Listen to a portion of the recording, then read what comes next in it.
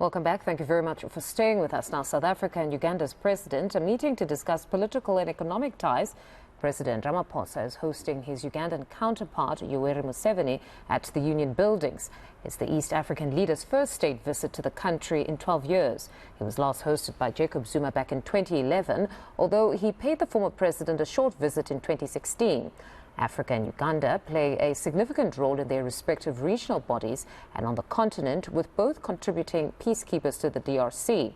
Uganda is also South Africa's 15th largest trading partner on the continent. Let's discuss the importance of this relationship with Sipho Mantula. He's a researcher at the Thabo Mbeki African School on Public International Affairs at UNISA. Good morning and thank you very much for your time, Sipho. So it's been 12 years since President Museveni was here on a state visit. How significant is this visit at this particular point? Jumbo Africa, and good morning to your viewers, my sister. I think the significance of this visit, one can put it in three ways. It is political, economic, and cultural. Despite that, when we talk of economic relations of both countries, as you have introduced it earlier, that it almost dates back to a decade. But this meeting of minds is also important, taking into account that just 2 weeks ago, the African Union have endorsed the theme of Africa continental free trade. And when you look at both countries, they've enjoyed economic relations on trade.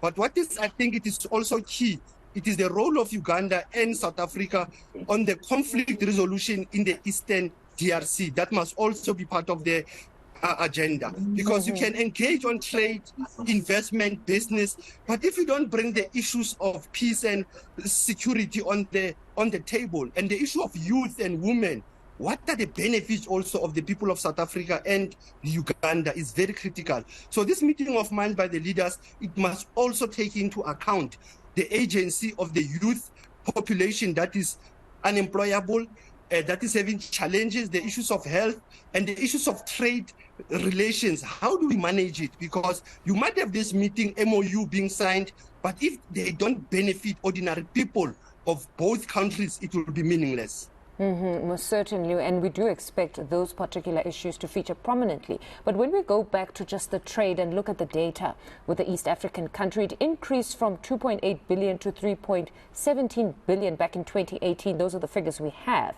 But that was favoring South Africa.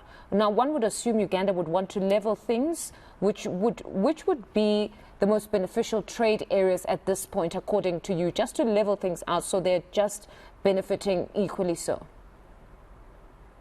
And if one looks at the MOU also that they will be signed, I've looked at the issues of ICT, which has been the challenge in Africa or in the broader African politics in terms of the ICT, what you call the fourth industrial revolution. Agriculture also, the issue of food security, it is very important for them to look around.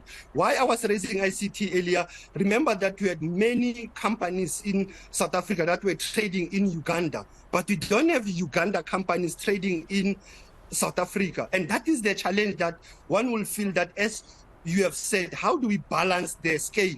So the issues of even youth development in the ICT sector, agricultural sector, and also a key important issue is on the small businesses. How do we bring what we call local economic township or local township economy to a rural village-based economy in Kampala? How do we bring them together? Because it goes back to my argument that I've said earlier of Africa continental free trade.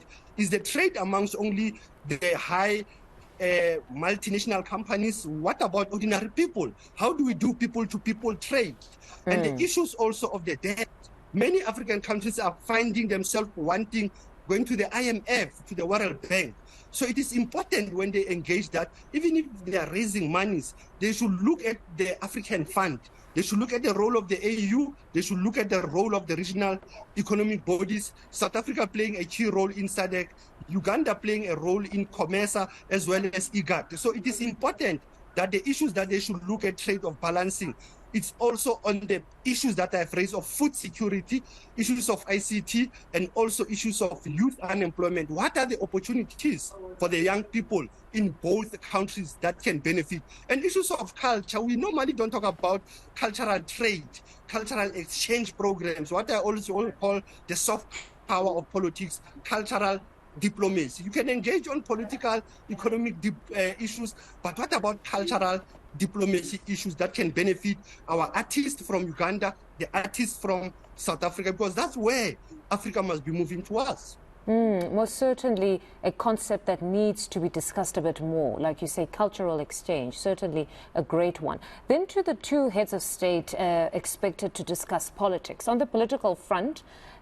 we expect that it would be issues on the continent as well as those abroad. Many expect the war in the Ukraine to feature prominently as well.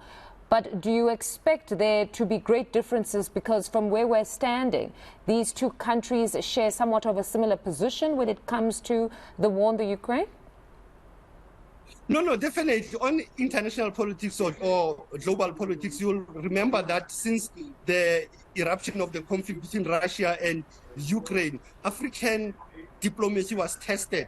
But I think the political issues also, like I mentioned in my early introduction, is the issues around the Uganda, the Rwanda and the DRC crisis, the issues around Somalia, the issues around Libya, the issues around Cabo Delgado, because peace and security also is within the terrain of South Africa as the chair. So politically, yes, they will have to discuss the challenges of Russia and Ukraine, the issues of climate change, but politically, I think the issues of peace and security will center around how do even member states or bilaterally they fund the issues of peace operations, because most of our peace operations in Africa, they've been funded by the West, and we don't have an African fund that deals with conflicts. So I think politically, they have the role to engage on the issues of that are pressing.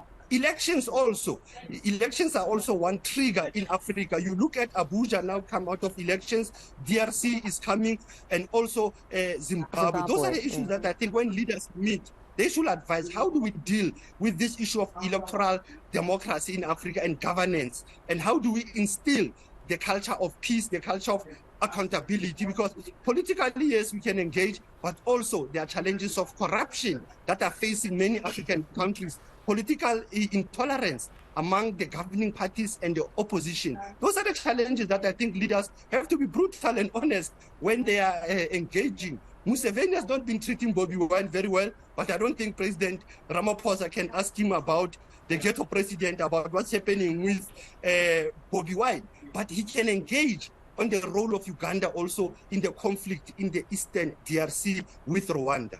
And perhaps phrase it as more of political tolerance that should be encouraged in particular states. Sipho, thank you very much for your time this morning. That was Advocate Sipho Mantula, researcher at the Thabo Mbeki African School on Public and International Affairs at